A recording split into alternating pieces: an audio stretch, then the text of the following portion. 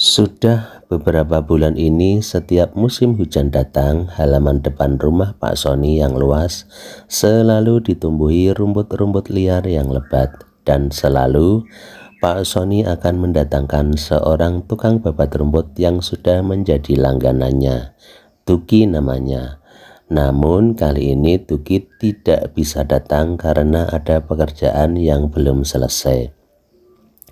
Maka Tuki mewakilkannya kepada Partono, seorang pria umur 30-an yang memiliki tubuh seperti seorang pegulat. Kaki-kakinya kokoh dan besar seperti para pendaki Gunung Rinjani. Belum lagi wajah brewoknya yang dicukur rapi. Tidak akan cocok sebagai tukang babat rumput jika ia didandani. Pak Sony langsung menyilahkan masuk Partono yang ragu-ragu untuk masuk ke rumahnya. "Masuk saja mas, ndak usah takut, saya nggak gigit kok," kata Pak Sony langsung so akrab. Partono masuk dan meletakkan alat-alatnya di teras. Ia duduk di ruang tamu dan jenak kemudian Pak Sony datang dengan membawa teh hangat dan pisang goreng. Hangat juga, baru diangkat dari penggorengan. "Istrinya mana Pak?" Partono bertanya karena melihat Pak Sony melayani dirinya sendiri. "Saya gak punya istri mas," jawab Pak Sony. "Loh, kenapa Pak? Gak bisa berdiri ya?" Partono langsung bercanda. Dijawab oleh Pak Sony, "Bukan, gak suka istri aja." "Loh, kok gak suka istri? Terus sukanya apa?" "Sukanya seperti kamu." Lalu Pak Sony tertawa, seperti bercanda tapi serius. "Beneran nih Pak, suka sama saya." Kali ini Partono yang bercanda, tapi kalau diseriusin juga nggak apa-apa. "Kalau bener gimana?" Pak Sony bertanya. "Ya nggak apa-apa. Jadi Bapak suka es krim ya?" Pak Sony mengangguk. Akhirnya Pak Sony pagi itu makan es krim sepuasnya. Pria itu sepertinya sudah lama tidak makan es krim hingga krimnya berceceran di atas sofa di dekat Partono duduk. Sampai berkeringat, sampai beberapa kali bilang, "Yumi, Yumi." Pak Sony memiliki kehidupan yang lumayan bagus, yang tidak perlu berlelah-lelah seperti Partono untuk mendapatkan uang. Ia punya toko bangunan dengan 5 anak buah yang siap disuruh apa saja. Orang tuanya juga masih ada, lengkap dan tinggal di rumah besar beberapa kilometer dari rumah Pak Sony yang sekarang. 2 adiknya laki-laki sudah menikah semua. Maka Pak Sony memilih untuk tinggal terpisah daripada selalu dilempari pertanyaan yang bikin telinga gatal. "Kamu nikah kapan? Kalau kamu nggak nikah, terus siapa yang ngurus kamu saat tua?" Dan berbagai pertanyaan yang seharusnya tidak perlu ditanyakan kepada Pak Sony. Bukannya tidak mau, tapi kalau hati menolak, apa harus dipaksakan? Semua orang hanya menghakimi. Mereka tidak tahu kalau Pak Sony pernah berusaha sekuat Samson agar bisa hidup seperti umumnya lelaki. Menikah, menikmati indahnya jadi pengantin baru, kemudian punya anak.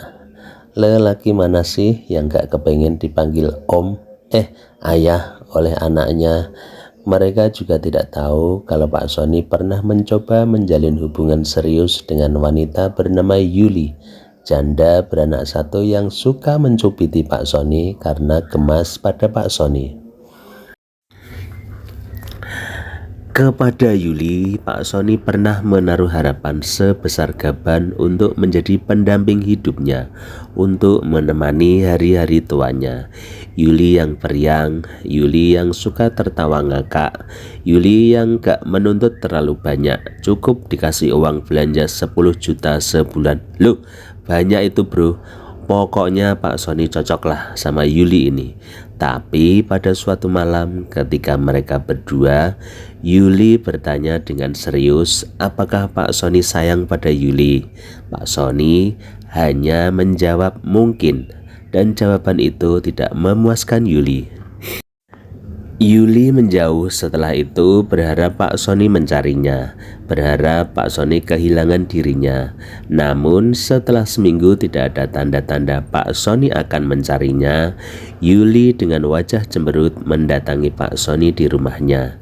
Ia tidak masuk rumah, hanya berdiri di depan pintu yang terbuka, menunggu dengan gusar Pak Sony yang melangkah pelan, seolah di depannya adalah seekor macan yang siap menerkamnya. Karena tak sabar, Yuli mendekati Pak Sony dan mencengkeram lengan bajunya dan bertanya, "Kamu sebenarnya suka sama cewek enggak sih?" Pak Sony dengan wajah ketakutan menggelengkan kepala. Seketika Yuli menjerit sekeras-kerasnya, "Kenapa nggak bilang dari dulu sih?" Yuli memukul bahu Pak Sony, lalu memukul dadanya, lalu memukul kepalanya, dan yang terakhir Yuli menyengkeram celana Pak Sony yang ada resletingnya. "Aduh, jangan Yul, ini milikku satu-satunya," kata Pak Sony memohon. Tapi Yuli malah mencengkeram lebih kuat. "Percuma kamu punya ini kalau gak dipakai," dan ia melepaskan cengkeramannya. Yuli dan Pak Sony akhirnya menjadi sahabat dekat. Kadang-kadang Yuli datang dengan anaknya menikmati kebersamaan di rumah Pak Sony. Kadang Yuli masak dan Pak Sony momong anaknya. Namun kemesraan itu tak berlangsung lama, sebab Yuli juga masih butuh goyang ngebor dan Pak Sony tidak bisa memenuhinya. Yuli bertemu Om Arifin yang gemuk. Tidak setampan Pak Sony, tapi Om Arifin bisa memberikan sesuatu yang tak dipunyai Pak Sony, yaitu goyang inul dan jurus tongkat sakti menembus gua nan penuh semak belukar. Akhirnya seiring berjalannya waktu, Pak Sony mulai melupakan Yuli, dan Yuli, si janda anak satu, mengikuti Om Arifin ke kota lain. Beberapa bulan kemudian Mbak Endang datang di kehidupan Pak Sony.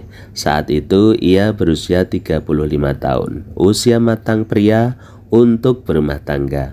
Tapi Sony malah bingung dengan kehadiran Mbak Endang.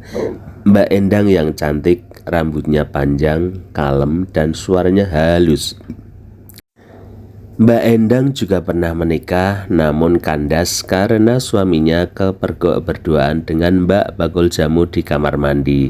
Mbak Endang emoh dikhianati untuk kedua kalinya, sebab jika seorang suami sudah berkhianat satu kali, maka ia akan melakukannya lagi di lain hari. Begitu menurutnya. Tanpa berpikir 5 kali, Mbak Endang langsung mendatangi pengadilan agama untuk mengurus perceraian. Sekarang Mbak Endang mulai mendekati cowok ganteng bernama Sony. Sudah mandiri dan masih perjaka ting-ting. Siapa sih yang gak kepengen punya suami seperti Sony? PDKT yang dilakukan Mbak Endang adalah pura-pura beli paku di tokonya Pak Sony. Besoknya beli lagi paku yang berbeda, besoknya lagi beli paku, dan akhirnya Pak Sony mulai akrab dengan wajah Mbak Endang ini. "Beli paku terus untuk apa ya?" Pak Sony bertanya. "Dirujak Mas," jawab Mbak Endang. Pak Sony tertawa. "Mas Sony mau makan rujak sama saya?" Mbak Endang bertanya. "Loh, kok tahu nama saya?" Pak Sony bertanya. "Taulah Mas, aku kan penggemar berat Mas," jawab Mbak Endang. Sampai di sini Pak Sony hanya menganggap Mbak Endang bercanda. Namun ketika beberapa hari kemudian Mbak Endang datang lagi ke toko dan tidak beli paku, tapi malah membawa pisang goreng banyak, besar-besar dan masih anget, Pak Sony mulai berpikir bahwa Mbak Endang ini bisalah dicoba. Pak Sony memberi respon positif dengan mengajaknya ke rumah. Pucuk dicinta, telur asin pun tiba. Mbak Endang tanpa basa-basi datang di hari Minggu sendirian. Kali ini bawa bakwan buatan sendiri, bakwan renyah dengan cabenya yang gemuk-gemuk. Kali ini Pak Sony juga tak banyak basa-basi. Ia dengan segala kemampuan lelakinya yang masih ada mencoba meyakinkan dirinya sendiri bahwa kali ini ia bisa. Dan ternyata Pak Sony tidak bisa.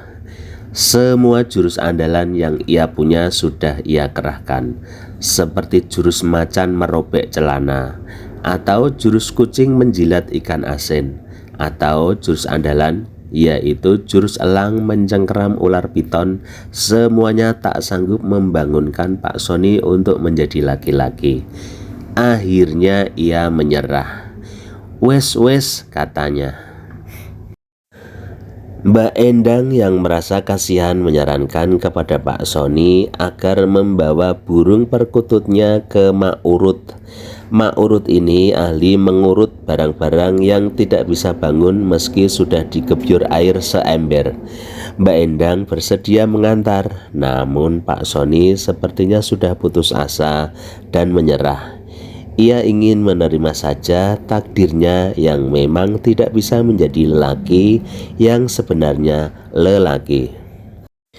Memutuskan hidup sendiri di negeri ini dengan usia yang lebih dari 40 tahun dan sudah mempunyai pekerjaan tetap memang banyak mengundang banyak komentar. Tiap bertemu kerabat atau teman selalu pertanyaannya sama, kok gak nikah-nikah? Nunggu apa lagi? Nanti kalau udah tua siapa yang ngurus kamu? Dan banyak lagi pertanyaan yang bikin kuping gatel. Namun lama-lama Pak Sony mulai terbiasa dengan orang-orang seperti ini. Ia juga mulai terbiasa dengan gunjingan orang bahwa ia suka dengan burung perkutut. Ketika Pak Sony sudah merasa waktunya tiba, akhirnya ia memutuskan untuk hidup sendiri, keluar dari rumah orang tuanya, menjauh dari kerabat, bukan untuk memutuskan hubungan silaturahmi, namun semua untuk menjaga kesehatan mentalnya. Ia punya kehidupan dan garis hidup sendiri yang tak semua orang bisa memahaminya. Dan setelah beberapa tahun menempati rumah sendiri, melakukan semuanya sendiri, ternyata tidak perlu ada yang dikhawatirkan. Pak Sony merasa harus bersyukur dengan keadaannya sekarang. Ya, itu yang paling penting, mensyukuri apa-apa yang telah diberikan Tuhan dan tidak menyalahkan takdirnya. Dan begitulah kadang-kadang Pak Sony menuruti kata hatinya, bertemu dengan orang-orang yang seperti dirinya, atau bertemu dengan Partono yang bersedia disentuh dan dioye-oye sebentar dengan imbalan rokok atau dikasih uang lembur. Atau jika libido sedang meledak-ledak, Pak Sony bisa menonton film romantis yang dibintangi Alec Martin atau siapa itu namanya yang memelihara perkutut super. Pak Sony tahu ia akan baik-baik saja. Hidup ini bukan milik kita. Kita ini hanya menjalani saja. Partono bekerja dengan penuh semangat setelah mendapat uang lembur dari Pak Sony. Halaman rumah Pak Sony yang semula berumput tidak karuan, kini sudah mulus seperti lapangan badminton. Pukul 12 siang, di dalam rumah, Pak Sony sudah menyiapkan makan siang dengan lauk ayam goreng dan tempe goreng dan tahu goreng dan sambal tomat yang bikin perut langsung keroncongan. Partono makan dengan lahap, sementara Pak Sony tersenyum memandangi Partono. Pak Sony tinggal sendirian? Partono bertanya. Mulutnya sibuk mengunyah makan siangnya. Iya, jawab Pak Sony. Enggak takut ada hantu atau tuyul datang? Partono suka dengan pertanyaan ini. Pertanyaan yang lebih sopan ketimbang apa enggak kesepian? Apa enggak pengen cari pendamping? Enggak lah, jawab Pak Sony sambil tertawa. Kalau saya dolan lagi ke sini, boleh Pak? Pak Sony tertawa. Boleh banget, jawabnya. Kalau nginep, boleh? Pak Sony tertawa lagi. Emang kamu nggak ada istri? Ia bertanya. Untuk sementara ini nggak ada Pak. Ngumpulin uang dulu, terus cari istri lagi yang nurut, jawab Partono sambil tertawa. Pak Sony ikut tertawa. Emang istrimu melarikan diri? Iya pak, gara-gara saya nganggur 1 bulan. Akhirnya dua pria itu saling tertawa. Bahkan dengan derita ditinggal istrinya, Partono bisa tertawa terbahak-bahak. Bukankah hidup ini hanya sebuah lelucon, sebuah drama yang kita sendiri tidak tahu akan berakhir bagaimana. Seperti Pak Sony, ia tidak menyangka akan ada teman yang bisa diajak tertawa seperti Partono. Siang itu, setelah menyaksikan Partono menyelesaikan makan siangnya, Pak Sony melangkah ke halaman rumahnya yang sudah bersih. Dalam hati, ia berbisik, ya, hidupnya akan baik-baik saja. Jalani, syukuri, kelamuti. Loh,